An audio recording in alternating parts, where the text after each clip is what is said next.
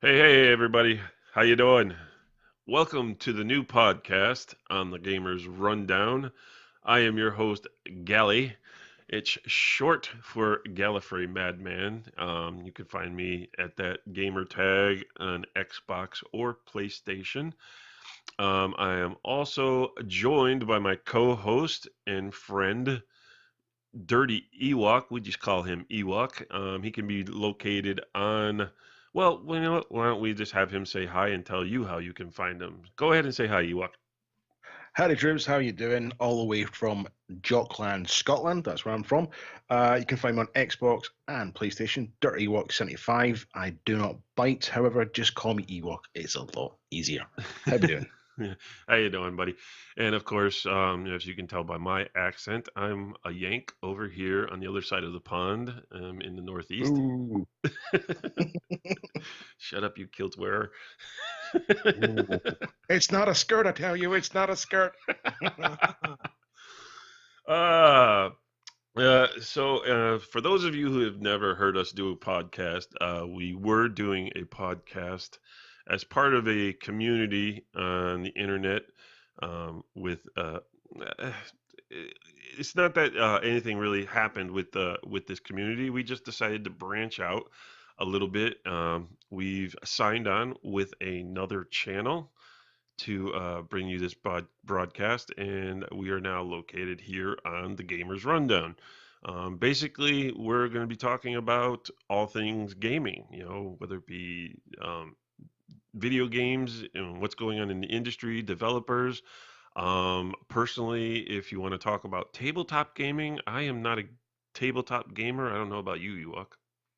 Tabletop gaming? Well, Yeah. like chess? Yeah, well, like board games, card games, things like them, Magic the Gathering. I didn't realize that's the sort of gaming channel we were going to be. But if you want to talk about Well, chess, for I'm an avid chess fan. if you ever go to, well, you've probably never been to a video game convention like PAX or E3 or anything like that, have you? No. I tend to, any sort of conventions and stuff I've been to, they tend to have been like sort of like motor shows, cars and stuff like that. Yeah. But no, I haven't been to one. No, not at all. But if you ever go to a convention, you'll see that tabletop gaming, as far as all that, that's actually a big part of it. So it's got a large crowd, but unfortunately, neither one of us are tabletop gamers, so we really can't talk about that, and we apologize about that. But we are fluent in video games. We are gamers. We game. We play. We don't do PC gaming, even though we know things about it.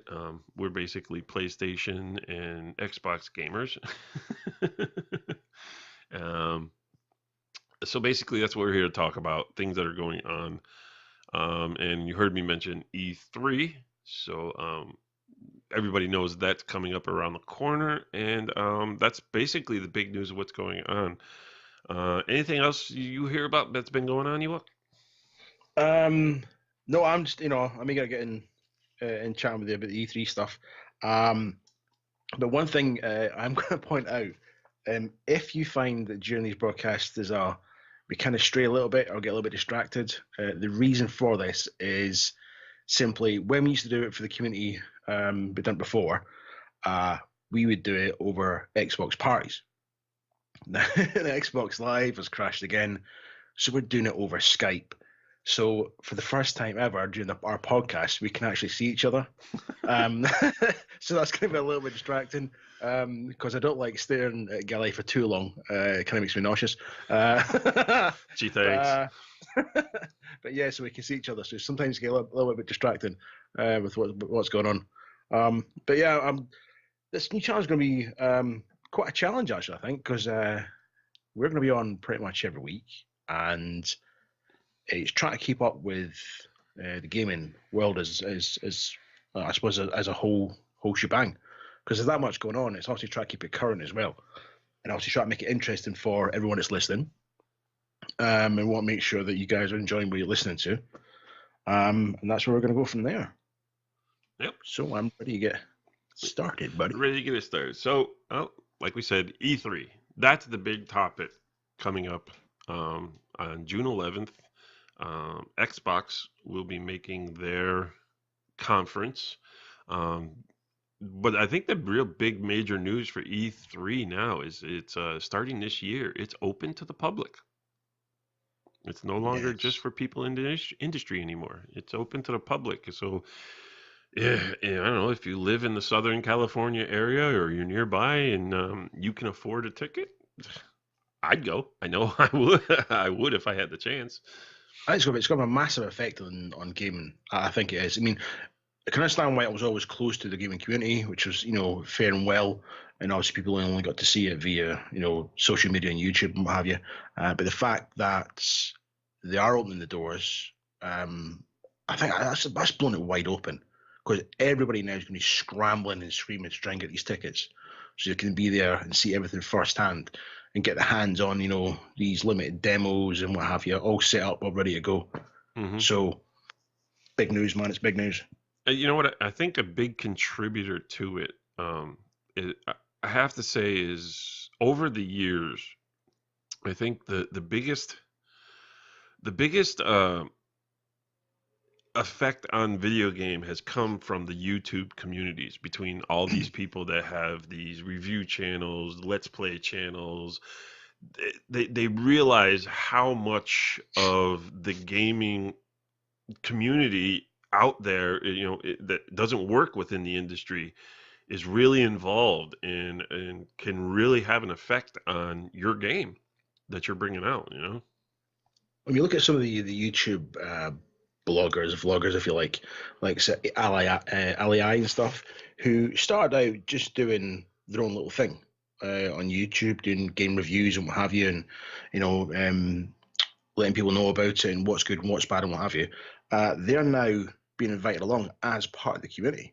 Hmm. And I think that YouTube itself, and because of the machine that it is and the beast that it is, it allows people to get unbiased reviews as well. Because we all know that gaming manufacturers, studios, will always sell the game and not necessarily tell you the bad stuff. They Yeah. tell you all the stuff that actually works. Yep. And it's only when you buy the game you go, oh, this doesn't work, that doesn't work. And with these channels, it opens it up, and the selection is there for you can watch whatever review you want. You can watch 50, 100, and make your own mind up as to whether you want the game. But I think it works. It definitely works as a beast. It allows us to obviously bring you broadcasts and podcasts and all the videos and stuff that we do. Hmm. So it's definitely a positive. Yes, it is. So for those of you who are going to E3 this year, as part of the new entrance of allowing the public, congratulations, good luck. I hope you So get to jealous. see. I'm jealous too. Yeah. I hope you get to see what you want to see, and I hope it lives up to the expectations you had for it.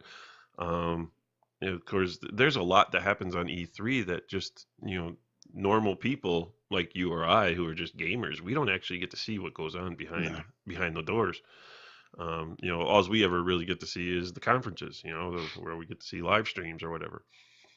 I But think there'll be restrictions in place, won't there? I mean, they'll open the doors to the public, but it wouldn't surprise me if they banned the likes of cameras and all that sort of stuff. oh yeah, To make sure that what does get released is just yeah, I doubtful authorized. anybody, not just anybody's gonna be able to have a camera. I think only actual people who get the press passes, Yeah, the big YouTube reviewers, guys like Angry Joe and all those guys, things that they'll be able to have cameras and stuff. But as far as the normal public, no, there'll be no still photography. I'd be surprised if they let you carry your cell phones in there, to be honest with you. But yeah. It's good.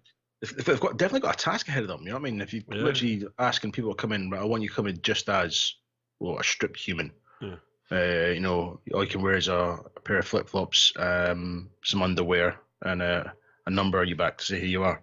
Yeah. For security purposes. I mean, they might. I mean, like I said, I've never been to E3. I know it's not just a normal video game convention, say like PAX is. PAX, you can bring cameras in and all that stuff. You can do whatever you want, take whatever pictures you want. But E3, I don't know. So hopefully, we'll get more of a input from people who've actually gone as just ordinary gamers and to see what's going on. I'm sure there's probably areas of it they won't have access to. I'm sure there's areas that are just for the industry themselves. But hopefully they'll get to experience some of the things like the after parties and the lounges. Like Xbox usually sets up a lounge area where in another building, a couple blocks away or something like that, where they get all the games or what up set up. Set up. Sorry about that. So I'm looking forward to hearing what's going on. But as far as E3 is concerned, I have to say, when it comes to games still yet to come out, we still got. I can believe it. We're just about hitting the half of the year is over already. Can you believe that shit? It's gonna be Christmas soon. Oh, what are you getting me? third, just I'm about to put a big dark gloom over everybody. 39 Fridays left until Christmas. You're counting this shit, seriously? Well, okay, you put it that way, right? There's 39 Fridays left till Christmas. Is Christmas on a Friday this year? Is it? I don't know, but you'll hit one more. You'll hit 39 Fridays before you hit Christmas. Right. Okay. Well, after the 39th Friday, obviously I turned 42. Just that's right, because you're a Christmas baby, aren't you? I am. Yeah, I am.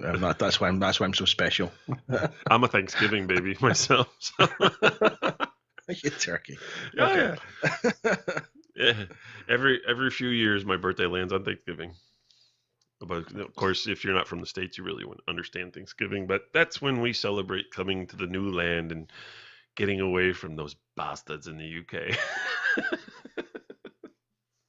We give thanks for it. I'm going to let you have that. We're not going to get into this one because I don't think it's fair to beat you up on your first broadcast on the chat. we'll give a few. I don't know what you're talking about. You're from Scotland. You guys have been fighting for your independence for hundreds of years. Well, don't even start me on that. That's with everything that's going on in the UK today. I think that's the very last thing that's going on that deserves any attention right now. To be honest with you, my views have changed somewhat from the very first one. But hey, we don't believe politics there. We won't bring politics into this. We're here for the gaming and for you. So 2017, half over, unbelievable, but still some really big titles left to come out this year. As most titles do, they generally try to come the fall, winter season, holiday seasons. But I don't know. It's not actually being marketed as it. But for me, what's left of the big game releases in the rest of 2017 is I'm calling it the year of redemption. Because we've got sequels coming out, the second installments in franchises that were kind of stumbled out of the gate on the first game. One of them I don't agree with. Actually, no, two of them I don't agree with. One of them I do, but the three really big titles coming out this year that are the second installments are Destiny 2. Project Cars 2, and Battlefront 2. Now I know, Destiny has a mixed community between. It's either there's no real in between on Destiny. It's either you like it or you don't. That's all there is to it. Project Cars. I'm kind of in the middle on that one. Well, you're a minority. For the record, I was bullied into buying it for a second time. Shut up. For two consoles. Two consoles. If you don't have if you don't have a PlayStation and an Xbox, then I don't know what to tell you. You should never only have just one. Okay. But if you're poor and you can't afford one, or you can't afford two, don't feel too guilty. It's okay. We're not here to beat you up. Just save up for it. Ruthless, mate. Ruthless. That's what Christmas is for. Santa Claus. Ho, ho, ho. Yeah, exactly. So, then of course your other big one coming out is Project Cars 2 and Battlefront 2. Project Cars 2 had a really bad launch for their first game. Still my favorite racer.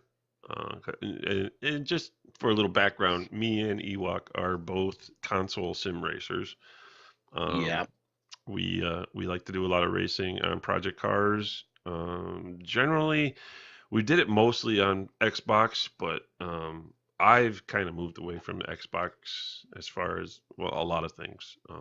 I don't agree with some of the things they've been doing, but we'll save that for another show. So I've been doing a lot more on PlayStation. So again, another game that we both have on both consoles is Project Cars. We do a lot of racing there. But on PlayStation 4, we've also been doing some Assetto Corsa. So we're Tickling Assetto Corsa, and we're not really into it. Just Assetto Corsa. probing it. I have to say, Assetto Corsa probably has the best driving mechanics. It's just the user interface is a nightmare on that game. It is just an absolute nightmare to try and set up a game or navigate through the menus. It's horrible. I don't know whether it's different on PC, but on console, at least on PlayStation, it's just a nightmare. So we have a good background when it comes to the racing, and we're really looking forward to Project Cars 2. But we're also big fans of the first one. I stayed with Project Cars all the way from launch. I liked it right from launch. A lot of people hated it, so again, they really stumbled. So their second installment is, it could make or break the Project Cars franchise. If they do another bad launch like they had, I don't know. Do you think the franchise would be able to survive that? I think. Well, I was watching. I think the other day on Facebook, and I think I tagged you. And I can't remember about Project Cars 2, and they were talking about, because obviously there's another big game that's coming out. Was supposed to be coming out this year. Is Gran Turismo Sport for the PS4. Now I'm hearing that might get pushed back until spring. Yeah. Now they're talking about Gran Turismo Sport and what it needs to live up to beat Project Cars. Project Cars 2, if they've done everything right, they'll have learned from the first time they come round. But there's some massive differences between Gran Turismo Sport and Project Cars 2. One is weather. For you who don't know, in Project Cars 2, you can race in any weather condition on any track. It's literally unlimited what you can do. Tracks as well. The amount of tracks that Project Cars 2 is going to have, it's blows Gran Turismo Sport out of the water.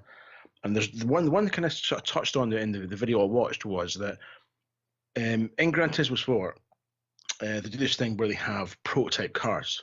So they're not actually real vehicles.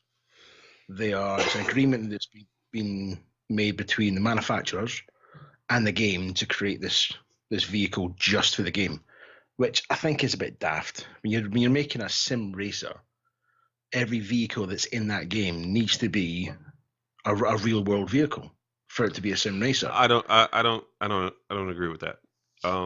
Because there's concept cars out there I would love to drive. Oh no, yeah, no, I understand there's concept cars, but these are cars that have been created between the manufacturer and the game. They don't actually physically exist. Well, there's nothing's actually been manufactured or constructed. It's purely for the game and the promo of the game. And I think that kind of defeats the point of making a sim racer, because then you're racing something that actually isn't there. But you're also talking about Gran Turismo. It's not a sim racer. It's an arcade racer, just like Forza. And I know there will maybe people listening who will get upset at us saying that, but we're sorry. Forza and Gran Turismo do not fall into the sim racing category. They are sim-like. They are more sim than Need for Speed and stuff like that. Yes, there is more to that, but it is still leans more to the arcade side. So it's just the people in the racing community will never agree upon this on what actually is and isn't sim racing. But for us, we do not consider Gran Turismo or Forza to fall on the sim side of racing. It falls more to the arcade side. So forgive us if that upsets you. We don't mean to upset you. That's just how we view it. I mean, yeah, we're sim racers, but we're not obviously PC sim racers. We're console junkies. Yeah.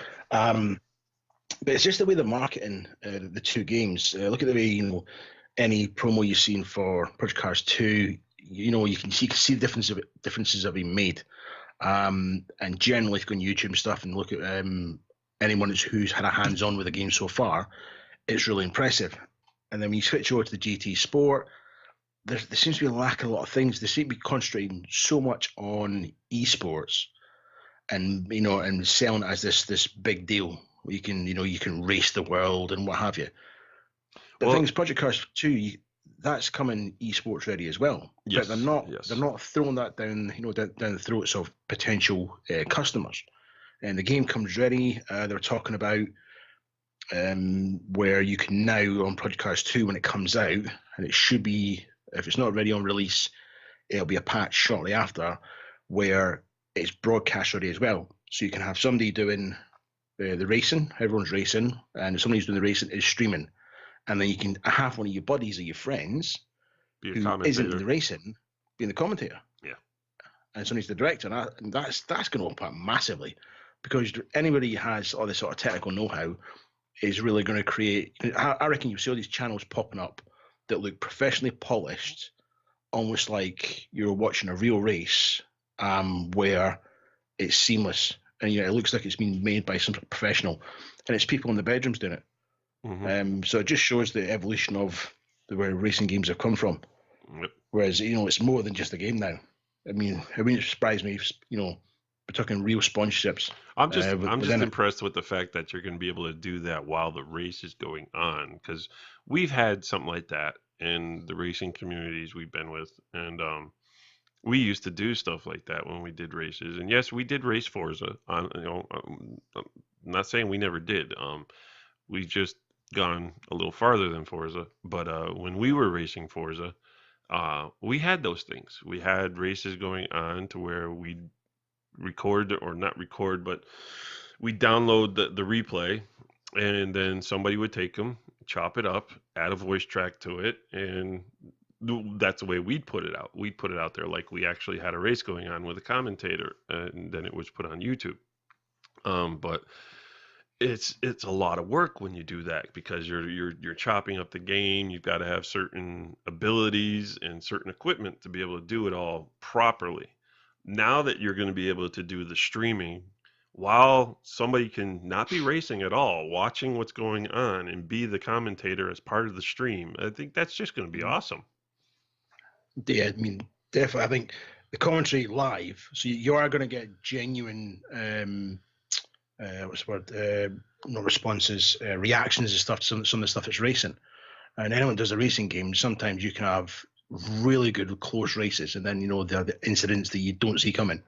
I think, but I mean, if someone's, it's not. I know it's like when you're watching a replay back, you have that reaction to it, but to have that reaction while it's going live is going to be absolutely amazing. Well, the other big thing about it though too is when you watch streamers now, when it comes to racing games, you don't get the view of the race. You're watching their cockpit. Yeah. This is from what we're hearing, and some of it is assumption because we really haven't seen anything about it, but the way they're describing it is you're going to be able to stream in spectate mode.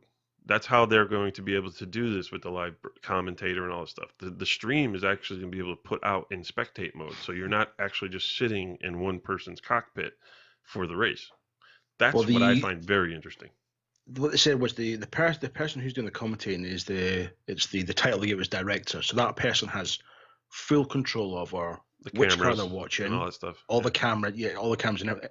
They're thinking about it. Whoever chooses to do this, it's a hell of a task to multitask, because you've got to bounce around, say, 24 cars on track, all the cameras to catch the action, and remember who you're watching and come up with the commentary. So I think there's only, everyone's going to give it a go. I think there's going to be some really bad videos coming out of it, drunken commentary and stuff. But for the people who are going to get this right, the end result and what we're going to get to see to watch is going to be absolutely phenomenal. Yeah. It's going to be interesting to see what people come up with. It really, really is. Yeah. So enough about Project Cars and racing. I don't know if we really want to. I don't know. What do you think? What is what you heard about Gran Turismo? I mean, I've heard it might be. Is it pushed back or? Well, it depends. It depends what you read and where you go. There's some places saying it's on time. Others saying it's getting pushed back. There's other threads you see where there's the game's talking about being cancelled. But from what I was watching the other day, is that they're saying how they're doing all these tests and all these setups with these massive championships and stuff to show that the game's all working. But then you'll go on YouTube and you'll see a blog or a vlog about somebody who's had hands on, or they've been the ones that have been invited to go along and test it. And there just seems to be a lot of inconsistencies with what's going on in the game. They're talking about one where you're side by side with another car, and the smallest amount of contact, and your car is just sent spinning off track. And apparently it's something they've had an issue with, and they're working really hard on the coding to try and alleviate that. Mm-hmm. I mean, it does look good, but then again, you're also talking about Gran Turismo, the game that's phenomenally famous for having lawnmower engines or vacuum cleaner engines. I think they fixed that. For me, look at the visuals of Gran Turismo. One thing that seems to stand out to me is when you're watching the cars racing on track. I don't know if it's just me here, but the track cars don't look like they're connected to the track in a way. For me, it looks too smooth. It's almost like they're floating just above it. Mm-hmm. I don't think that's just a graphical thing, but for me, it doesn't have that connection. Well, they've only released the beta, so Yeah. I mean, Assetto Corsa was like that at first too. Assetto Corsa looked more like it was just floating just above the track, also. But when you're talking about Gran Turismo, with the sport, the big thing they got to live up to is, they got to improve the engine sounds. I know one thing that they haven't changed, which seems to still be ticking people off, is their camera views. Because Gran Turismo, it's just, you get contact in there in that game, and you never knew there was contact because the way their cameras were situated is you'd think there was more space between your car, but it seemed like you were making contact with the other car 6 inches away from your bumper. So it's like the camera angles on Gran Turismo were always crap, in my opinion. And from what I've seen in the beta and all the other stuff, they haven't fixed it. And it's so, if you're somebody who doesn't race in cockpit view, I mean, even in cockpit view, you might still have an issue because there seems to be this invisible. I mean, barrier. it seems to be like your car extends farther than you think it should, and I don't know. Hopefully, it gets fixed. It does look like a pretty game, but unfortunately, it's also going to suffer the same problems that Assetto Corsa has. Where Assetto Corsa, yes, it's a great gameplay, but it only has so much. There's only so many cars, and I'm not one for tons of cars. I'm happy. Project Cars, the first one, had just fine with cars with me. Yes, they could have used a Ferrari and a Lamborghini. Oh, there's so much more coming with the new one. It's Yes, ridiculous. exactly, and that's just it. I don't want it to be like the original Gran Turismo games or the Forza games where the ridiculous amount of cars. I don't want cars. Put tracks in a game. You want to expand on a game, expand with tracks. If we're doing track racing, that's what we want. We want tracks. We don't want more cars. And yes, I understand there's people who like to drift and all the other stuff, but I'm not a drifter. What is drifting? I don't. This might annoy some people. I just don't get it. I know it's there's a skill to it. It's a sport created by tire manufacturers to sell more tires. Honestly, I don't get it. I don't. It's controlled skidding, and all right, you controlled skid, and I know it looks good in movies and stuff, but there's people who make serious money going on a track doing this racing. Mm-hmm. I don't know. And when it comes to sim racing games, I don't get it either. If I get drifted on a corner accidentally, and I manage to save it and keep the game without crashing, I'm quite impressed with myself. But it doesn't mean I'm going to spend 17 hours drifting on a bloody track. I mean, I've watched some clips on YouTube of a guy who's trying to do a tutorial on the drifting, and I'm just watching him thinking, that is so boring. Now listen to the engine just constantly, revving out. This guy was quite happy. I was like, no, Mm-hmm. sorry, no. Yeah, And he was racing other cars as well. Yeah. So each to their own. Like I said, just there's not many tracks in Gran Turismo Sport. There's not many cars, so we'll have to see how that goes. But like I said, Project Cars 2 is coming out. There's still no definitive release date for it yet. It's just later in the year, so holiday season, whatever.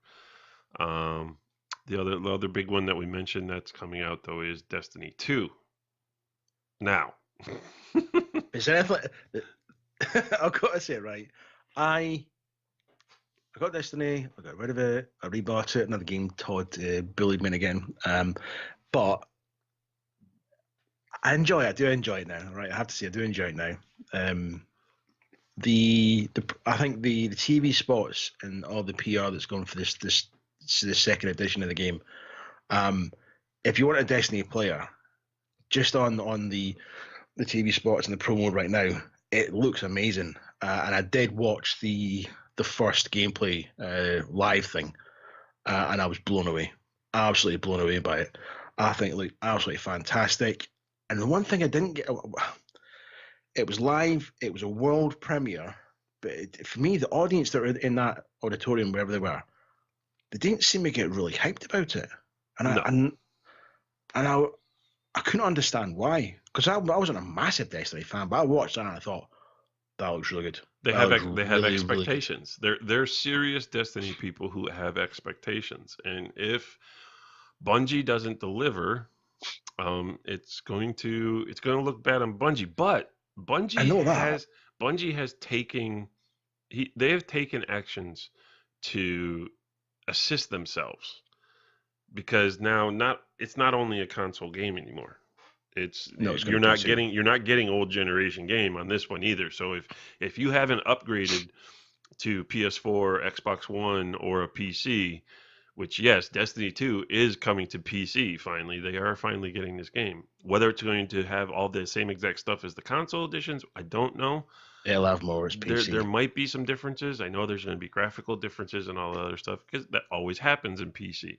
Yeah. But you will not be getting these on Xbox 360 or PS3. So if you are a Destiny fan on those consoles, you're going to have to upgrade if you want to continue the story. But going to PC, that's the big thing. The game is finally coming to PC players. But what Bungie did to help themselves is they enlisted the help and gave the exclusive PC rights to the game, of the selling and so forth of the game to Blizzard. Now, anybody who's anybody knows that when you go to PC gaming, you go to MMOs, you go to online gaming when it comes to PC, Blizzard is king. Plain and simple. Bethesda does not beat Blizzard. I don't care who you are. Imagine a person saying that in my head. So I was thinking, is somebody was joining in? Because I know there's somebody who's going to say, "Oh, well, Bethesda." No, not Bethesda. Okay. Blizzard is the king of MMOs on PC. Plain and simple, World of Warcraft. I don't care whether you're a fan of World of Warcraft. World of Warcraft is the definitive MMO. Plain and simple. Nothing really has been as popular, has been as widespread as that.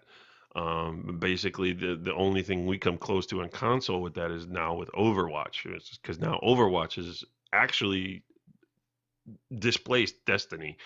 Destiny, as bad as people said it was, and as much as they hated it because of the storyline, because they had to leave the game to get the story. I'm always one.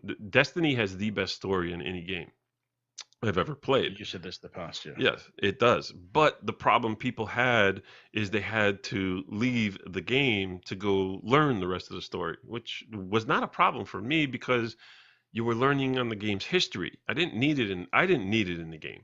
I got enough in the game for me to be happy with it. And when I went to the shitter, I grabbed my tablet or my cell phone and I read my Grimoire cards, and I learned the story of Destiny.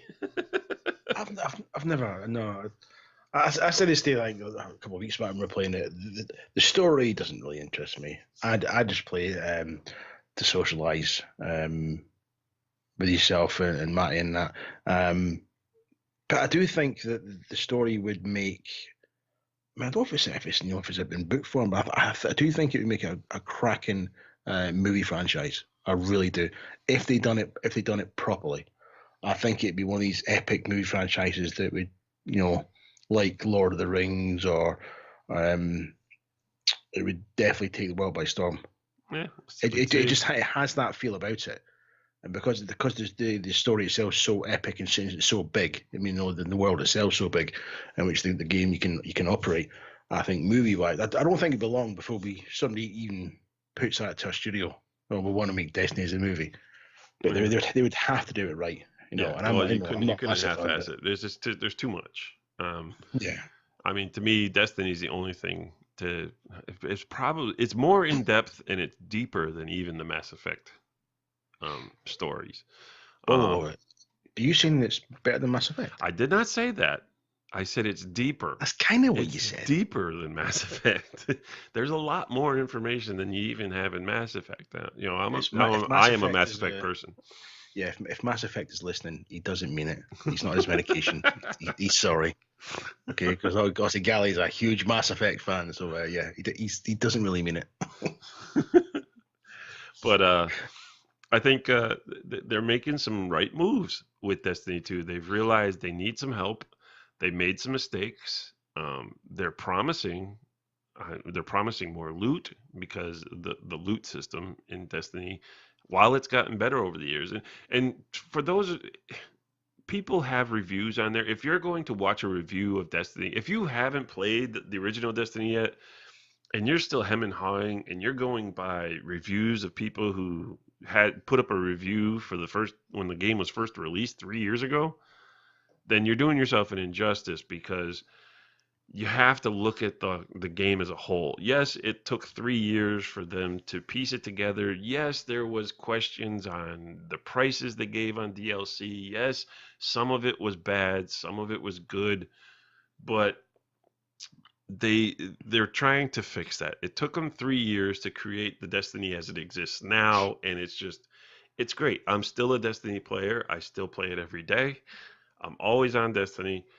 I'm one of those looking forward to Destiny 2. I'm trying to get all of my characters up to the 400 level, even though, yes, we know we're going to lose all our stuff. The only thing we're going to get to keep is what we look like, and that's about it. You're starting from scratch all over again in Destiny 2. So when you load up Destiny 2, you can transfer your character over, as in athletics, not athletics. Cosmetics. What's the word I'm trying? You want cosmetics? No, not cosmetics, not makeup. Based on the way he looks, so you can transfer cosmetically. Yeah, it's the word we use. Cosmetically, it's cosmetic damage. Aesthetics. Aesthetics. Okay. That's it. Yeah. So you can transfer that and nothing else. No. Okay. The only thing you're going to get to do is look like yourself. Not even the armor. Not even the armor. Chicks. Yeah, I do. I create all female characters.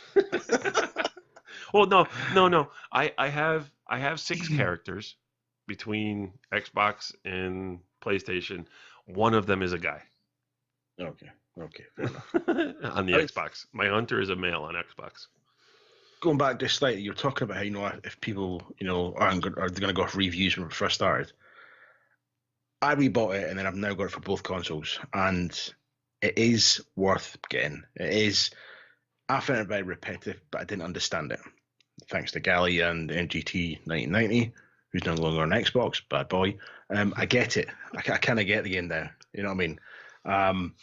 And I like to look around. I like to wander, and so if you're going to play it, don't play with somebody like somebody we know who's a bit impatient and goes running off all the time. MGT.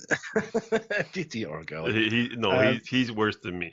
I will just go running through. I will speed run it when that's just the purpose, is just to get through it. But if we're there to do whatever and screw around, or you want to take the time, I do that. I have no problem with that. MGT, MGT, he is just boom, boom, boom. He's gone. Yeah, you've got a mission to do, and when you get to the mission, he's done it. He's sat on a coffee. He's just waiting for you for the lift home. Do you know what I mean? That's all he's waiting for. Yeah. But it is, again, you have to be patient with it. And if you if you plan on going, I'll just go in for an hour or two. Yeah, ain't Nah, gonna happen. nah, nah, nah, nah, nah, nah, no. No. Last time I played with Gally and Matt, I jumped on, and about I think 6 hours later, then we had a break, and jumped back on, and then I came off. I think it was 3:30 in the morning, wasn't it? Yeah. I came off. Just lost an entire day. It was weird, very very strange. But there's so much content in the game now. But there's so much content content that you can actually do that now. Yes, it was difficult at first but here's also the real bad thing when it comes from somebody who's taking the game up now. For those of us who were there in the beginning, and we've gone now to the latest installment, which is of course Rise of Iron, and we're increasing our armor and our light and all that stuff. Well, when you upgrade stuff, you're using these things called weapons parts for your weapons and armor parts for upgrading your armor. Well, you get these by dismantling weapons and armor. And if you're somebody who's been there since day one, you have thousands of these. You have thousands upon thousands of weapons parts and armor parts. If you're somebody who's new to the game, you are going to run out of weapons parts very, very quickly.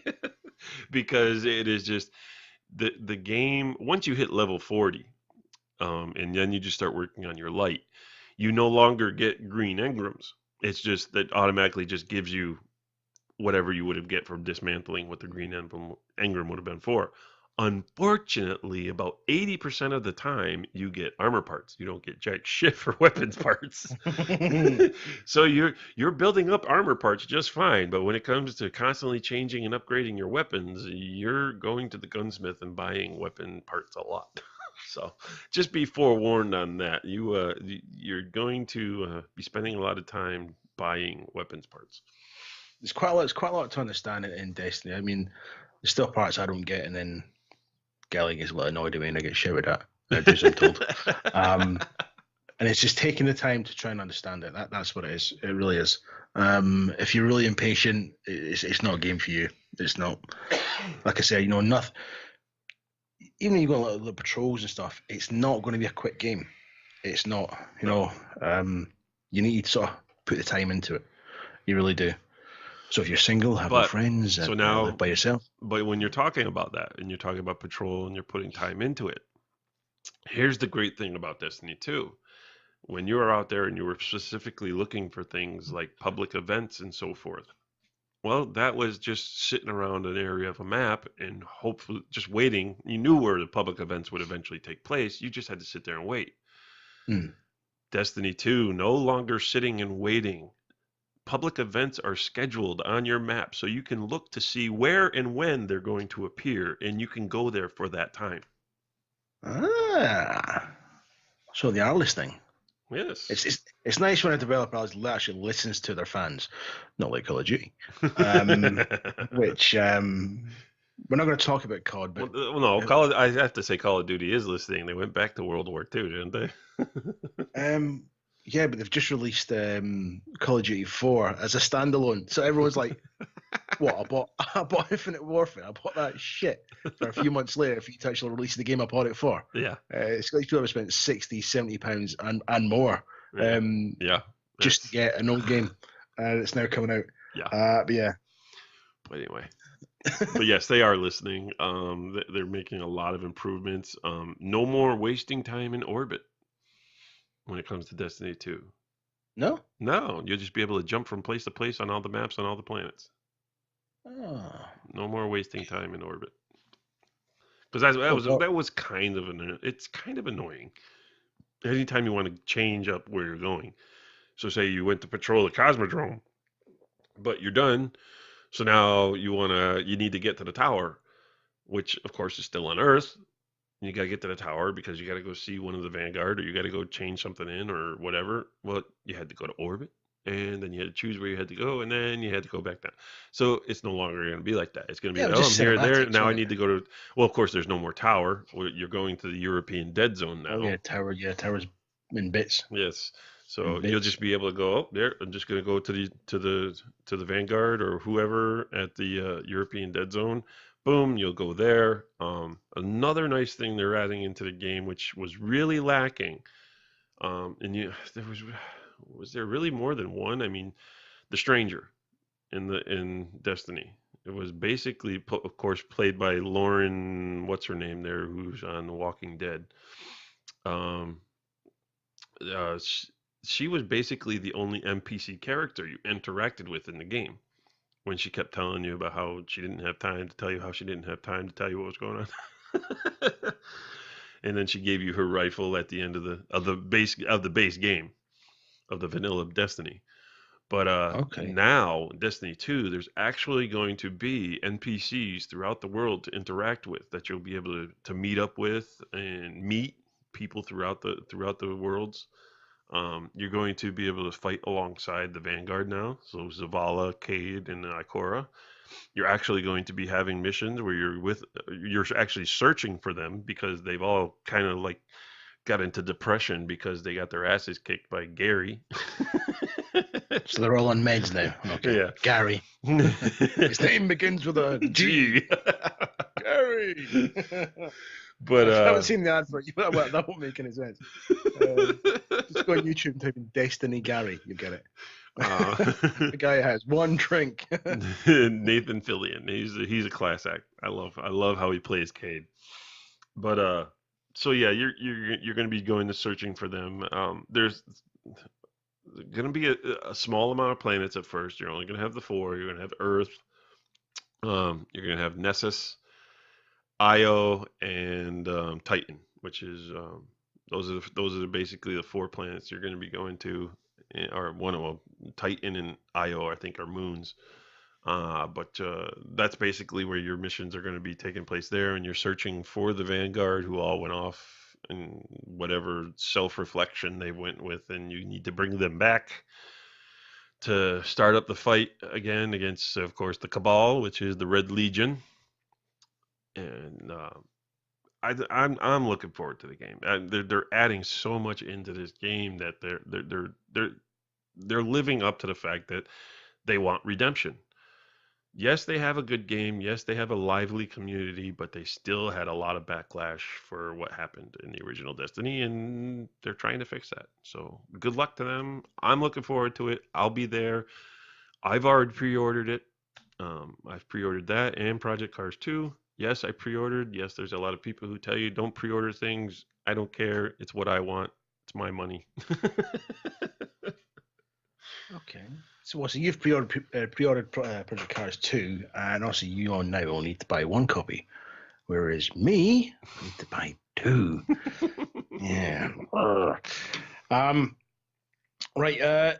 Next game on the agenda is a game. The first game I got it. I wasn't a fan of it. I can only play it because I've got EA access on the Xbox. Is Battlefront 2. Now, Battlefront original, for what's the best way of putting this? It's a fucking disaster. I would say. Gally is very, very hyped about the second one here. No. I'm not very hyped about it. I'm hopeful. Oh, you're looking forward to it. I'm hopeful for it. Yeah, I mean, if you look at the first one, Battlefront from EA, I mean, Christ, it was literally Battlefield 4 in costume. That was it. It wasn't a Star Wars game. It wasn't even as good as Battlefield. What are you talking about? No, it wasn't a Star Wars game. They took on... Had beautiful graphics, though. It had beautiful graphics. However, I think the mechanics of the game itself, and it may have looked, like Star Wars, but it didn't play. It wasn't true to the Star Wars franchise. It was a moneymaker. Everybody went mad for it. But it just, it played really poor. It didn't have a campaign. Well, just look how fast it went on sale. Yeah, it didn't have a campaign. It was purely multiplayer, and it's, I can get it through EA Access, and now and again I will to see if if anything's been improved, if there's been any updates or anything, and no, it hasn't. It's still as bad as it was, and it's such a shame because they've got an award-winning, golden nugget of it's Star Wars, and you've got to do it right. There's nothing worse. best way to compare this is Superman movies, right? Superman was fantastic, right? Really, really good, really good. Star Wars, really, really good. Certain games of Star Wars have been really bad, and apart from the original Superman, every other Superman movie's been horrendous. And Spider-Man movies, it's the same. They're trying every way they can to make a good movie out of something that's already been done. So when it comes to Battlefield 2, the trailer so far looks really, really good. But then the trailer for the first one did look really, really good. So they've got a hell of a lot to. Yeah, but this one looks a little better because you've actually got a storyline, and I'm actually intrigued by this storyline because you're not being the rebels. You're being somebody who was part of the Empire who got stranded on a planet because you got to watch the Death Star blow up, and now you've got to figure out what to do. I'm looking forward to that.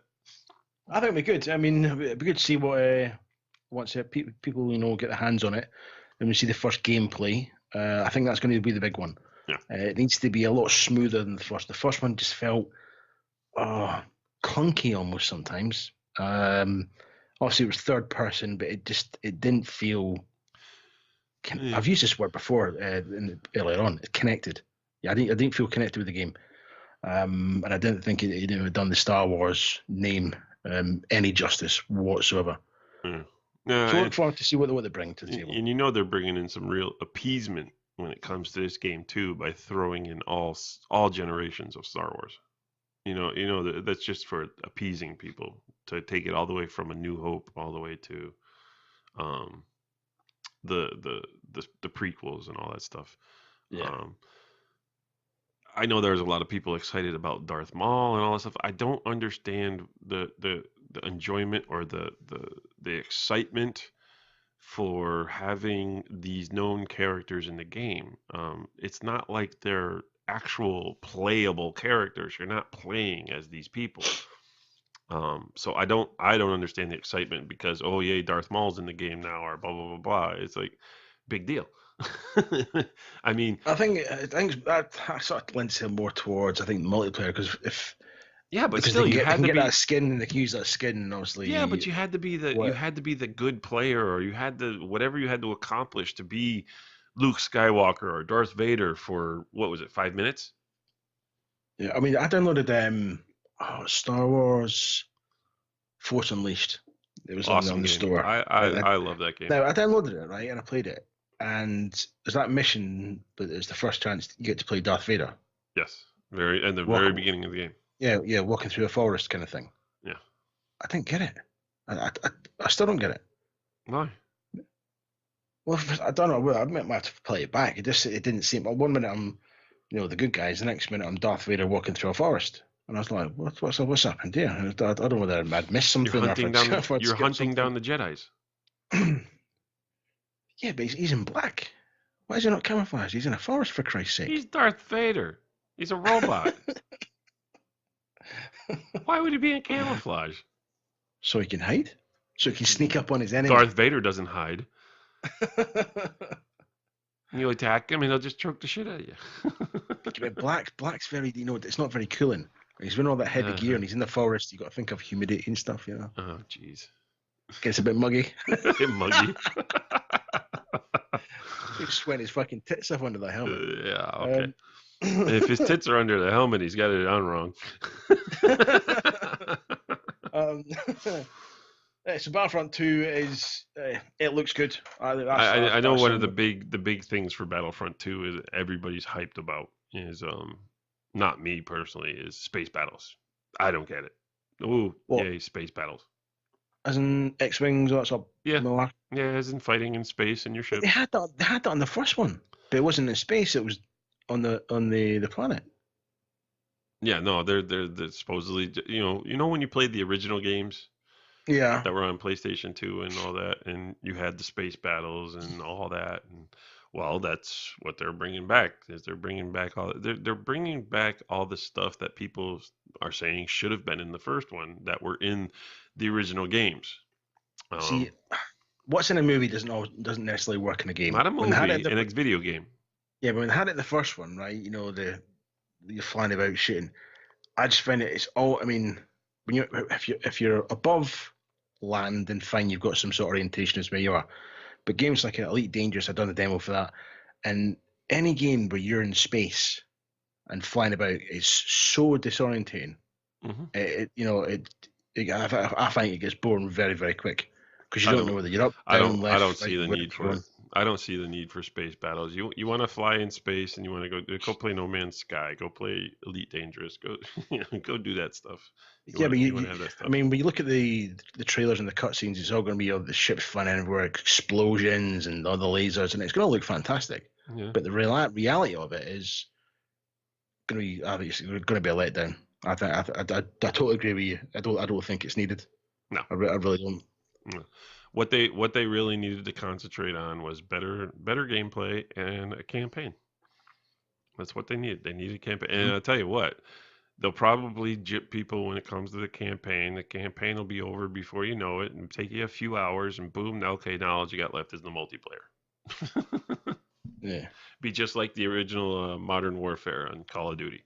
Everybody was all excited when even I was excited when that came out. I was like, oh, they're no longer World War II. We're going into modern day combat. And a lot of us were hopeful that, it would be the way they were marketing it, we were hoping it was going to really compete with Battlefield. Um, Mm. and then we came in, okay, we played the campaign. Of course, back then, Battlefield was strictly a multiplayer game. We were on Battlefield 2 at the time. And then Modern Warfare came out. We all rushed out to get the game and realized, oh, well, okay, there's a campaign. Let's play the campaign. I was done with the campaign in only a few hours. And I was like, really? That's it? And then we get into the game and it was the same damn thing. It was just, oh boy, 6-on-6 and run and gun. That's all it was. Yeah. I think Battlefield One. That's what Battlefield One's. I think it's the same. It looks good, and they banged on about how authentic it was going to be, and it's not. It's considering how fast everybody runs about in Battlefield One. It's so far from a Battlefield game. Battlefield 1 It's I think Battlefield 1 is dead. It's not really going anywhere. Most people I know have already gone back to Battlefield 4. yeah, I was on it the other night actually. I was on it with Mr. Seeing that. I thoroughly enjoyed it actually. Yeah. I had some terrible games because it's been a while since I played it. But yeah, no, I thoroughly enjoyed it. And I was on Bad Company 2 as well. Okay. Yeah.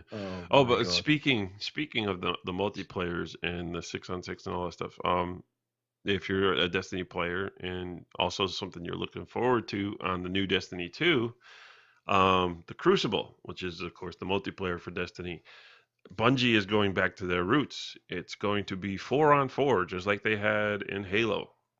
So we are going to 4-on-4 matches in the Crucible now for multiplayer, and with a new modes, stuff like that. So definitely, they're even changing up the Crucible because they don't want to be like Call of Duty and all that stuff. So they're going I back think to they need to their have roots. I think they need to have some sort of balancing system. Yeah. Just, to balance, like for example, you jump in and if you're a complete noob, well, it's like I was level 40, but I'd done that, that upgrade thing. You jump in, you've got these people who are completely maxed out, and you don't stand a chance. You don't stand, and you're Well, yeah. you're lucky you last like 6, 7 seconds. If you go to between 6 and 10 seconds, if and you you're go dead if you go multiple to a times. match that has the leveling abilities enabled, but if you go to the ones where they're disabled, everybody's at the same. Well, that's a choice. Yes. That's right. You've got to read. I didn't know you could do that. You've got to read what's going on. Oh shit! I jumped in just thinking I'll get better. Yeah, better. you got to see, 'cause it'll tell you it's a 6-on-6 match or it's an all for one, and then PlayStation, PSN, or PS Plus or Xbox Live required, and then right at the bottom it'll tell you whether leveling abilities are enabled or disabled. Oh damn! Never saw that. Okay, I died needlessly many, many, many times. Oh damn! Yes, Okay. Crucible is something I haven't done on the PlayStation yet, but I will be getting to that soon. Damn! Don't I feel daft? Okay, we'll edit that out. Those are the Do that. big three. Those are the big three games that are really people are looking to see more of when it comes to E3 this year. And like I said, Year of Redemption. I think those are the the three big games looking out for, and the three games that really need to come back hard, and they need to come back strong because I think a bad showing. Well, Destiny, I don't know whether it'll be that bad of if. I don't think it's in danger of anything, but I do believe Battlefront and Project Cars could be in danger if they drop the ball again. There's only one thing, a concern I have about Destiny 2, is when I watched the live preview thing,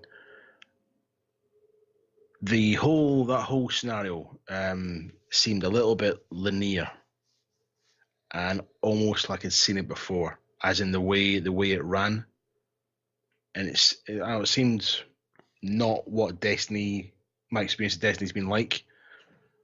It almost seemed like, not Call of Duty, but it seemed that this preset event or scene you like. You didn't seem to have a lot of freedom. I don't know if it's just the way the guy was playing it, who had done the demo, because obviously every shot was a headshot.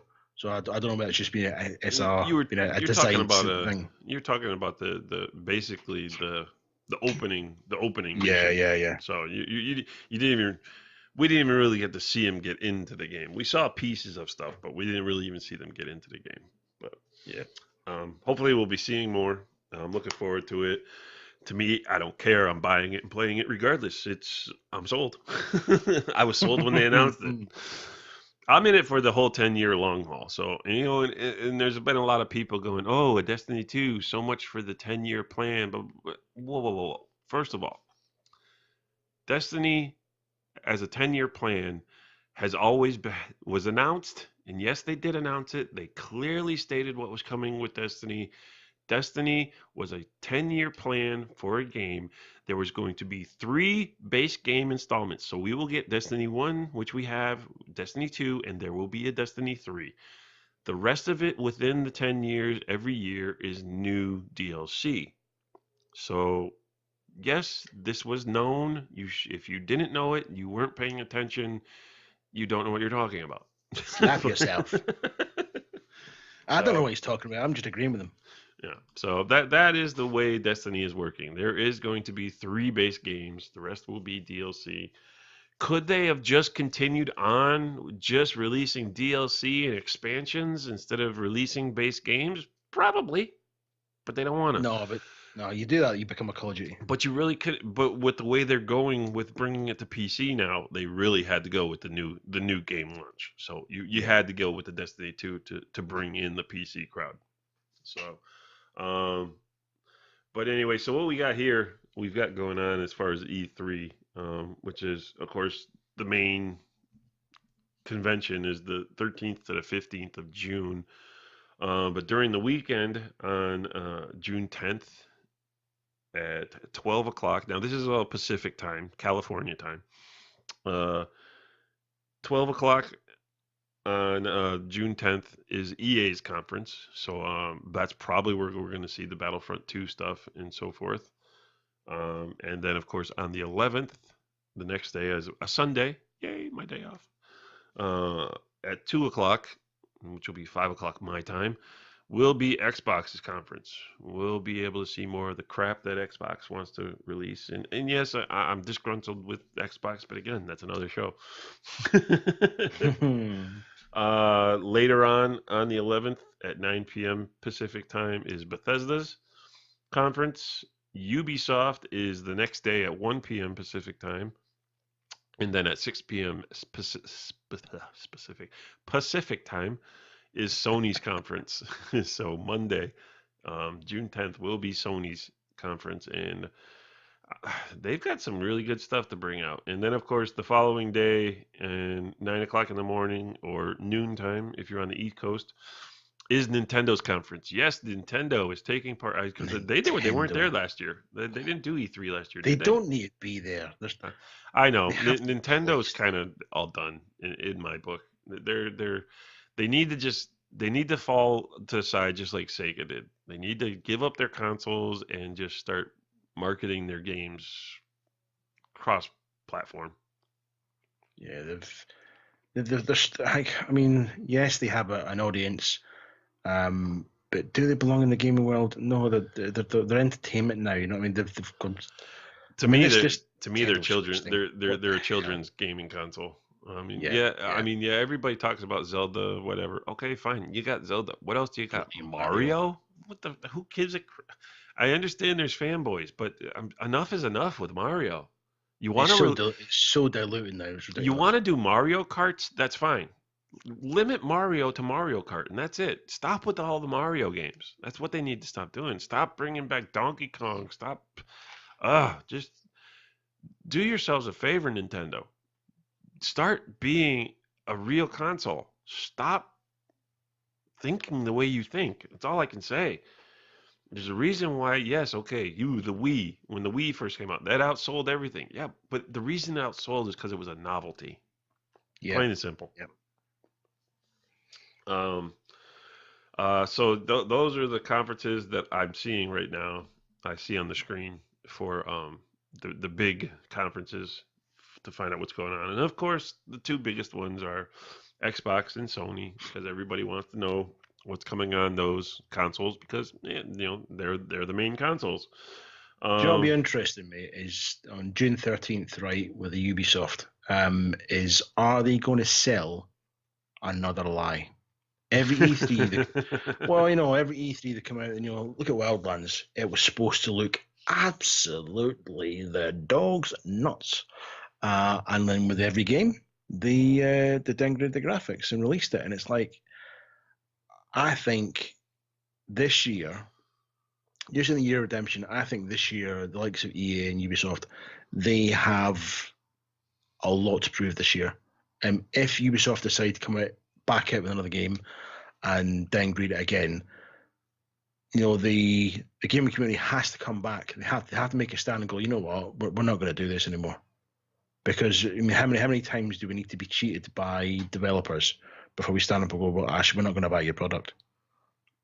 Something has to be done. Because if you make a stand, then the developers and the studios and whatever are going to go, actually, hold on a minute. No, let's give them what we promised them. Do you know what I mean? Yeah. Or maybe there should be some sort of a regulation in place where if you show something at E3, you say this is what it's going to be released, in time, then they should have to be held to that. To constantly downgrade graphics. I mean, there's no reason they're saying they're doing it to make the game more playable and so it's more reliable. Well, why show us something that's 20-30% better at E3 and then release something that's less further on? Show us what you really think it's going to be like, instead of giving us this polished, golden globe and then to hand us some rusty fucking steel globe at the end of it. Something needs to be done. Yeah. That's my tiny rant. I tell you what, though, when it comes to Ubisoft, on Monday, June 12th, I'm hoping to see something. I know it's not going to happen. I still like The Division. I think Wildlands. And I don't play it now. Yeah, no, it's because I don't play on an Xbox anymore. I play it on PlayStation. But left high and dry. I don't like Wildlands. I think Wildlands is crap. I like Division. Yes, is Division lacking? Yes, it is. It very much is. But I enjoy the atmosphere. I enjoy the gameplay. The game is savable. And if Ubisoft comes out and says, hey, look, we've actually decided to continue the story instead of just giving you more fucking horde modes, I'm going to be extremely ecstatic, because I want them to continue this story. We need to find out what's going on with Keener. We need to hunt them down. So, I don't know. I'm hopeful that maybe we'll get some type of information as far as it. Do I think it's going to happen? No. I'm hopeful, but I don't think it's going to happen. But we did have a teaser released, well, a few teasers released recently, and a big reveal coming from EA before their conference next weekend is the fact that they're coming out with another Need for Speed. Another racing game. But here's the thing. Here's the thing. I'm surprised because normally when you had the Need for Speeds, you had the two developers making it, Black Box and Criterion or something like that. I forget their Yeah. names. Um, but they do one. You'd get one of the story mode games, and then you'd get one that was just a linear racer or a multiplayer racer. Like you had with the recent Most Wanted, Hot Pursuit. The remakes of those games. That's what those were. Those are just basically multiplayer games. But then you had complete garbage like The Run that tried to tell a story that was just garbage. Um, Terrible. then you had Rivals, which tried to, I guess it tried to mix the both of them, and it sucked. Yep. But now I'm not one. I didn't think the reboot for Need for Speed, which came out a couple years ago. I didn't think it was all that bad. I thought it was much better than what they had been releasing. It kind of went back to almost a Underground or Most Wanted, the original Most Wanted from 2005. It went back to those eras when it came to as far as customizations and story and blah blah blah blah. But it still was no great thing. But it was decent. It was much better than what they've been coming out with. Watching the trailer for this new game that they're releasing called Need for Speed Payback, which to me it looks like they just took the movie and put it into a video game.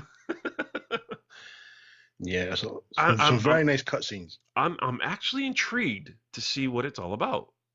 I'm actually intrigued. It's got my interest peaked. Am I going to run out and buy it? Hell no, that's not going to happen. It's going to be I'm going to wait back. I'm going to see what's going on, and I'm going to see if it's worth it. Because yes, I'm a racer. I do like to race. I like track racing, so forth. But there's times, and I can't do that with a controller. I have to use a steering wheel, which I do. I use my steering wheel to go racing on the track. But when it comes to those games like the Need for Speeds, which don't allow for wheel controllers. I like those, just to take the controller and play a story missions or whatever, racing the cars, and I will be looking at it, but as far as running out and buying it, not right away. I'm definitely intrigued though, as far as this one is. What about you? I, also, we were chatting before we started this, and the way I see it is, it looks good. The cutscenes look really, really good, but I'm not holding my breath. I don't know what it is. We spoke earlier. I mean, one of my favorite ones was Hot Pursuit. I did like that. I know you weren't favorable of it. It just it looks too good to be true. This amazing, trailer, really, really good, loads of action, really, really polished. I don't know. We'll see. We'll see. I'm not going to write it off. They might come through and go, "This is what you're getting." But then again, it's the E3 thing where you don't always get what you see. But I really, really hope that it does come through, and at the end of it, there's a really playable, accessible game. Because it would be something different. It really would. Yeah. And I totally agree that we would need to have I think any driving game now needs to be accessible to a wheel. Yeah. Because in doing that, you're going to get all these people that, manufacture these wheels on board with you. And I think I'll tell you what would really be helpful with the wheels. With a game like Need for Speed, you've seen it, whether it be Forza, Gran Turismo, Project Cars, Assetto Corsa. There's guys looking to drift, right? And that's the perfect game for it. Oh, if Need for Speed brought in the wheel use and brought these guys would be ecstatic because they'd finally have a franchise built for them. Yeah, exactly. Yeah. I don't know. Obviously, I've said I don't get drifting, but there's clearly, there is an audience for it. Yeah. And these type of games are where drifting was born. Do you know what I mean? It was born on the streets and stuff. So to have a game where you can drift in the arena of where drifting was born, and to use a wheel instead of being on a track, they'd be absolutely bowled over, mate. Yeah. Sales would go. I think sales would rocket as well. They really would. Yeah, I do Yeah, too. definitely. It would be a play. Well, as long as they did it right, it wasn't like Forza. You'll see a lot of people with Forza, they use steering wheels, but the one thing people don't really know about that is your wheels, whether you're using Thrustmaster, Logitech, or Fanatic or whoever. Um, Forza actually does not have very good wheel technology. um, this is why they brought in a new specialist for they've brought in somebody specifically to help develop Forza Motorsport 7 for wheel racing. They want to improve it because you really there's really no connection with the car as No. if you're playing Project Cars or Assetto Corsa, you have somewhat of a connection. You can throw the car around, and you can really feel when that car is going to let go. Um, Yeah, you can. Yeah. on those games.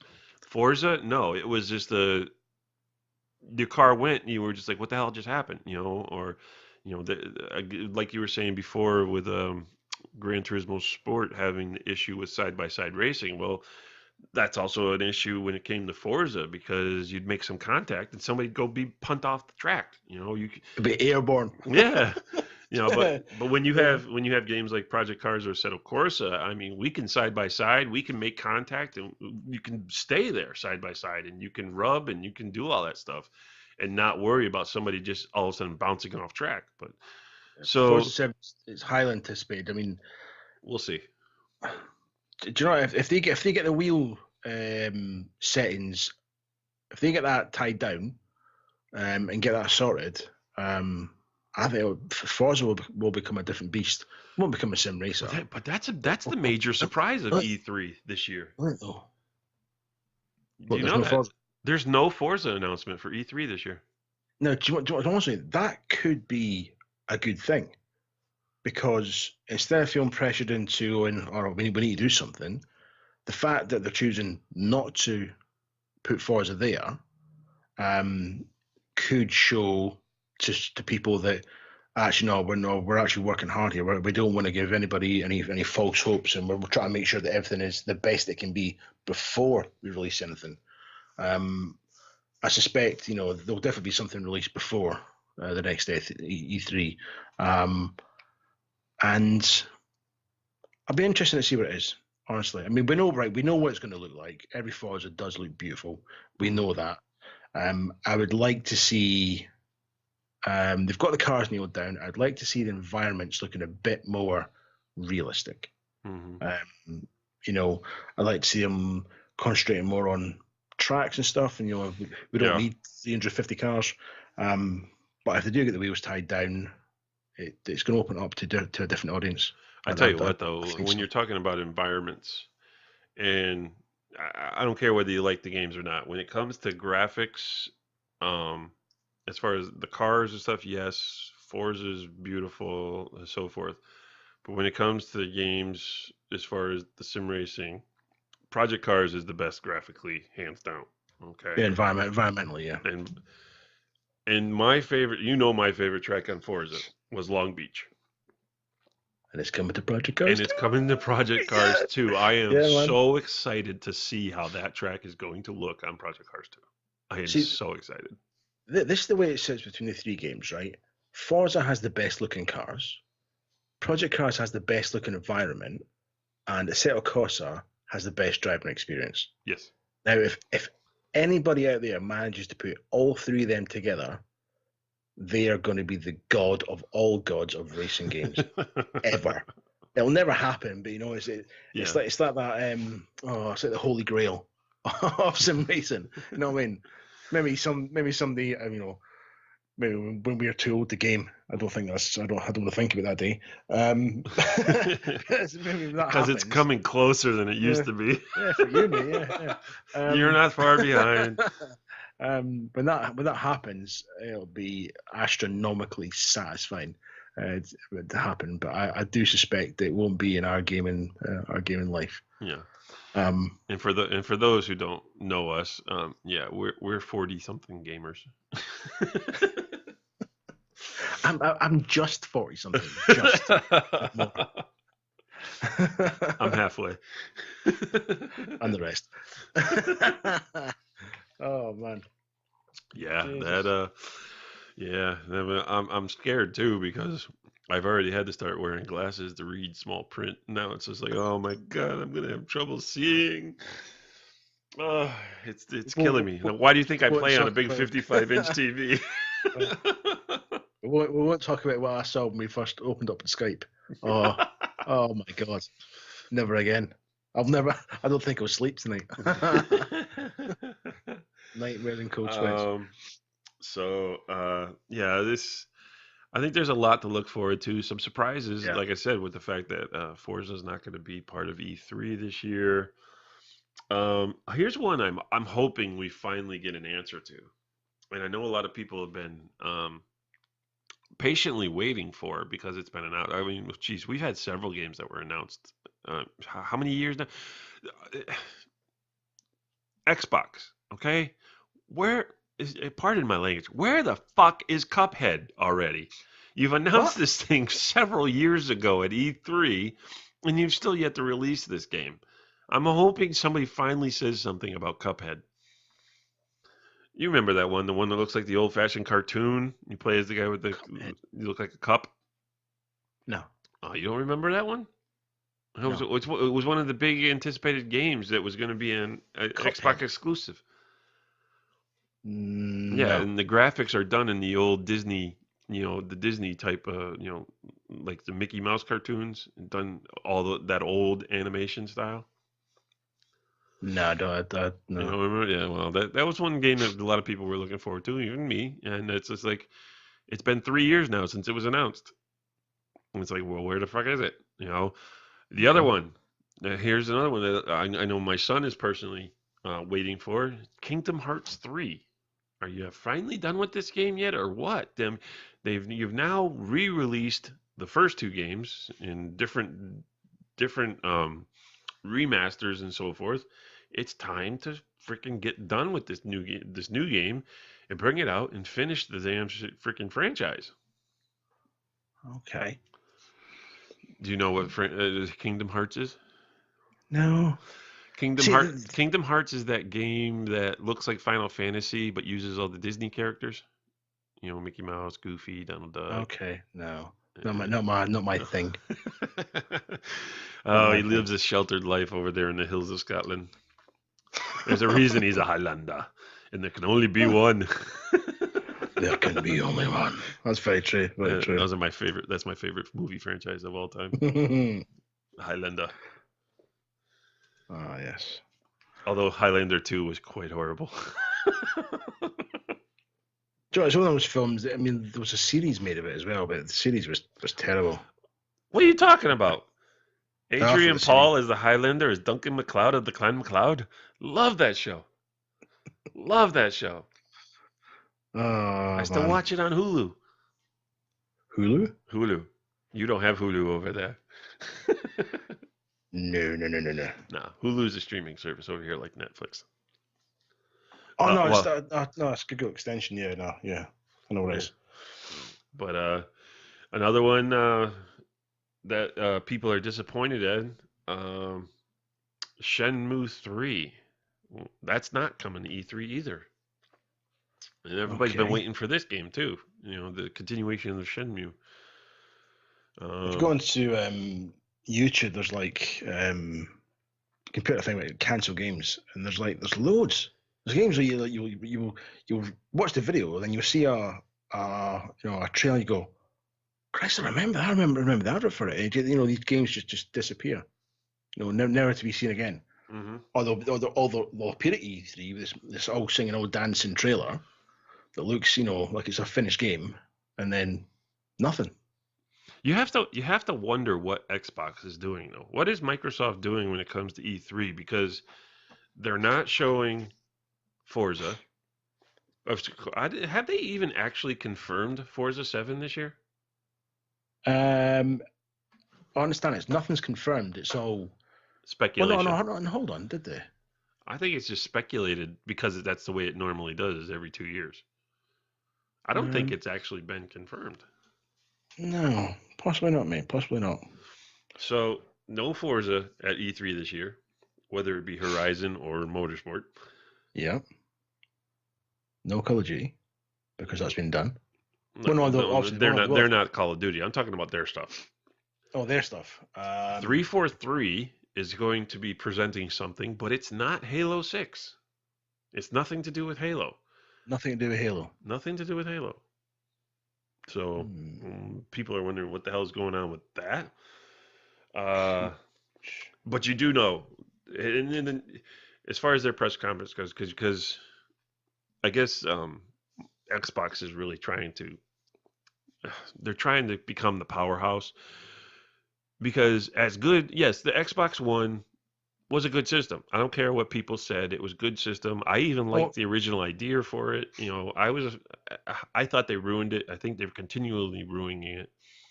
But the big thing that is going to take up most of their conference is the fact that Project Scorpio is due out this holiday season. They're going to be bringing stuff for it. They're going to be talking about it hard. The one thing Project Scorpio is, I read that the only games you can play on it will be Project Scorpio games, unless they do some sort of compatibility thing. Project Scorpio will play every Xbox One game ever released. It's the same system. Oh. The only thing that'll do is if you want to play in 4K, they have to make a second version of the game in 4K. I may not even be saying that right. You have to, just like PS4 Pro, okay? The game Horizon Zero Dawn. It can be played on a normal PlayStation 4, or if you have the PS4 Pro and a 4K TV with 4K HDR capabilities and all that, then you can also play that in 4K. So it's going to work the same way in Project Scorpio. The Project Scorpio is an Xbox One. So if you have a digital collection, disc collection, it doesn't matter. Any game you've ever bought for Xbox One will play on Project Scorpio, or whatever they're going to call it. I don't even know if they're going to continue calling it Scorpio. So, well, they can't change it now. They've been banging on about it long enough. Yeah, but it just seems weird to be calling a game Scorpio, a console Scorpio. I mean, it's better than 360 and 1, but they could have called it Xbox 2, well, it was their third one. It should have been Xbox 3. I think to change the name at this stage in the game, it wouldn't make any sense, to be honest with you. They're not going to achieve anything out of it. We'll see. I don't think it'll keep the name Project. I think it's just going to be called the Scorpio. Xbox Scorpio. Yeah, but pretty much that's about it. Yeah. But so I mean, you don't have to worry about buying new games. And according to Phil Spencer, there will never be exclusive games to the Scorpio, so you won't miss out on anything if you don't buy one. But the real big to me, the real big sad news on Microsoft is the fact that they're no longer going to keep games exclusive to Xbox. It's just like I don't get that. The whole point of people either have, obviously we have both consoles. The whole point of people having Xbox or PS was for exclusive games. That's one thing that really draws the crowds in. So if you take away that exclusivity, big word for the day, then why there's no real need for people to be loyal to one console. Do you know what I mean? I don't understand. I understand with some games, but if Microsoft start doing games for PlayStation, no, that's not what I'm talking about. That's not what I'm talking about. The ones that secured from other no, they're on PlayStation. Not PlayStation. Xbox and PC are all getting the same games. All the games that were exclusive to the Xbox are now going to PC. Forza, Halo. Yeah. So now there's no point of buying an Xbox if you have a PC. That's what I'm saying. You're taking, for me, that's how I see it. You're not giving anybody a purpose to buy an Xbox if they already have a PC. Well, no, because if you're a PC, I think a lot of people, like for me, the console for me is easier because Yeah. I'm not, when it comes to graphics cards and all, and upgrading and downgrading and do all the stuff you do with PC, I don't know how to do it. Yeah, So I console gave up easier. PC rate. I Yeah, gave up PC put the game gaming in, when it play it. came to Battlefield 2. After Yeah, I left Battlefield 2, I gave up PC gaming and I went strictly to console, just for the ease of use. I like to just buy the console and then buy the game I want to play and just play it. see, I think when you start going into PC, then you start going into modern and stuff. And the example I'm going to put is Grand Theft Auto 5, right? hmm Good enough game on the console. It went to PC, and the game was silly enough as it was. It got as far as you could really take it, being silly. Now that it's on PC and you can mod it and do it, it's ridiculous. Some of the stuff that's on there now is just, it's beyond what the game was. It's beyond what the game was supposed to be, because PC modders can just do anything on it now, literally. It's ridiculous. Yeah. And I think when you start putting games on a PC, you're stretching the limits beyond what the game should be. Yeah. I think you're going to start taking away from what the game is supposed to be. Now, yes, this is going to make money for developers and what have you, but then are you then ruining it for the people that are designing these games? If I made a game, this is the game where I want it to be, this is how I expect the game to run, and then the PC brigade get a hold of it and go, well, no, I don't like that. I'm going to change this. I'm going to change that, and this is the way I want the game to run. It kind of defeats the point of actually developing a game in the first place. And a lot of people develop it for the console because that's where they want their game to be. Like there's PC games you won't see on console and vice versa. So to be porting it over, porting it is the same software, between Microsoft and PC, I think it's purely a financial gain. That's the only pro I can see to doing it, to be honest. I don't see that. I mean, and this may be why we're not hearing anything about Forza 7 and why Forza 7 is making a big deal on when it comes to the racing wheels. Because if you're now going to bring Forza 7 to PC, you're going to have to compete with real sim racing, and Forza can't compete. It's a joke when you talk about games like iRacing, they can't compete at the moment. Playroom, Race Room, and stuff like that. Yeah. Obviously they can't compete at the current level, but if they do what they're kind of hinting at what they're going to do, then they may surprise everybody and come out with something that is just, out of this world. We'll see. Will it happen? Probably not. No. But, you never know. You never know in this day and age as to what everyone's going to do. Yeah. So we don't know. It's just, I don't know. I think Phil Spencer said all the right things when he first took over. Came out, looked like Xbox was going to turn itself around, and for a little while it did, but I think they're back to going in the wrong direction. I think they're leaving their loyal fans behind. You want me to give my honest opinion? I honestly think they're finding a way to do away with the Xbox. Really? Yeah. Nah, it makes that doesn't make sense. It makes way too much money for them to drop that. They don't make money on Xboxes. They make money on software. Well, yeah, you know what I mean. I can't see them dropping it. I really can't. Not at this stage of the game. I think they're going to release Scorpio. They're going to be a big thing, and I don't know. I don't see Xbox being around in 5 to 10 years. Yeah, but you would probably think that in about 5 years, they would probably expect everybody to have a Scorpio. Yeah, but I don't think they're gonna. I think they're looking at a way to get rid of the console. And they're just gonna compete the PC against PlayStation. That's suicide, mate. Suicide. No. I don't think it'll happen. It may not happen. I just get this funny feeling like that's. I mean, because you remember all the talk before they were talking about getting rid of Xbox and all that before the Xbox One and all that. So I don't know. I don't like I really Should don't go to like the bookies and direction put a they're bet moving. on, mate. Just go They're to. screwing everything up. They used to have a reliable online service, with Xbox Live, but now Xbox Live is always questionable. The party systems are questionable, which is why we're no longer doing our podcast through the Xbox Live system. Mhm. So I used to bring in guests and stuff like that, and people that were on the Xbox and talk about stuff. But now we're gonna have to work a way to find if we can get a hold of these people through Skype. Because I tell you what, I like Skype a lot better. We're getting Yeah.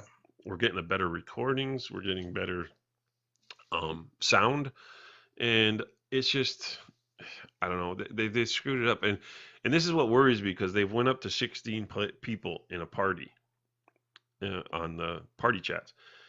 PlayStation is still at 8. So it's And like, it's solid and it's reliable. that's just the thing. PlayStation the PS Plus has become more reliable. And does it have anything to do with the fact that now you have to pay to play multiplayer on PS4? I think it does, because it costs money to maintain a service. Yeah. And people say, "Oh, well, the PC doesn't do it." PC also doesn't do dedicated servers. PC is a peer-to-peer, generally a peer-to-peer type thing. And so you're hoping that somebody has a good PC that's hosting a multiplayer matches and so forth, and all that. So it's a whole different animal. There's a whole different reason behind it. If you don't like consoles for the fact that you got to pay, then it's fine. You don't like it. Don't knock other people because that's what they prefer. That's all there is to it. I'm just somebody. If I'm going to use a computer, I'm going to use a computer to do my videos, or my podcasts, to use editing softwares, emails, so forth, if I'm not using my phone for emails. And so I don't want a game on PC. That's all there is to it. I'm glad to hear that, because you were talking a wee while back about maybe buying a PC and stuff, and I thought the only thing I would do with a PC. I'm gonna lose my only friend. No. I would not buy a PC for gaming. The only time I would buy a PC, it would be dedicated to racing sims. Porn? No, Sims. Not porn. I can do on my PlayStation. Oh no. I've never done that, just in case it comes up, Ewok is watching. Mandy does Doug. Mrs. Ewok. No. But yeah, it's just, I would do it strictly for the racing games, to do iRacing or Race Room or Automobilista. Just that would be the only thing I would do. I wouldn't do any other games or so forth. Okay. But so that pretty much covers what everybody's looking forward to on me. The biggest announcement that I could hope for from E3 is Nintendo saying we're getting rid of Mario. Nintendo saying we're getting rid of Nintendo. Yeah, well, it's either get rid of Nintendo or up your standards. That's all I gotta say. No. So a lot of stuff to look forward to. Like I said, though, a lot of games coming out. 2017, the year of redemption for several franchises. One of them could really make or break. Well, two of them could make or break. One, not so much. Other games that were scheduled to come out this year at first, but have been pushed back till next year, were Red Dead Redemption 2, which is I'm looking forward to, and it's still a good year, even though we've had some games pushed back. We've got a lot to look forward to. Next weekend, I will be sitting intently watching the conferences, seeing what's going on, and then hopefully be able to bring that to you at that time. We'll be able to, at least next time we record this, we'll probably at least be able to talk about EA. So in a couple of episodes, we'll probably wrap up what happened at E3. We'll talk about what happened, what goes on. So, anything else? What do you got? Anything else? Is there anything they want us to discuss, debate? Chuck it in the comments. Nope. Down below. No. No? No. Oh no. Sorry folks, you can't comment. No, they can comment. You don't let them comment? They can make suggestions on something they'd That's like what, to yeah, know you can make about, but suggestions, yeah, that's what I'm but saying, yeah. don't expect us to do shows about stuff like that. Maybe we'll No, supply you with no. You information. can comment, and we'll be and Yeah, Gal will be very, I'm very, not saying very, about very commenting, selective. but I'm not saying Very we're not going to have a show based on what everything that they want to hear. See, I think everybody wants to hear what your favorite color of underwear is. Black. Black. Okay. Yeah, it doesn't show the stains. Oh, really? I was kind of thinking maybe you're a bit of a duck egg blue or something. But okay. Well, it's better than the hot passion pink that you wear. That's because I'm wearing nothing. Oh god. Yes, we're a bit mental. Yes, we are. It's very true. Very, very true. But anyway, so it's been a pleasure coming back here. Like I said, this is our new podcast on a new channel, Gamers Rundown, where we'll be talking about all things gaming, video games. That is. Other than that, I think we're done. I think that's pretty much all we've got to talk about today. It was the first one. It's been a long one. Yes, it has. So you know us. We don't schedule things. We don't schedule things. We do this by the cuff. Schedule life. we do this off the cuff. We just go with whatever's going, and that's it. We don't follow a schedule. But anyway, I'm Gally. That's Ewok. That's it for today.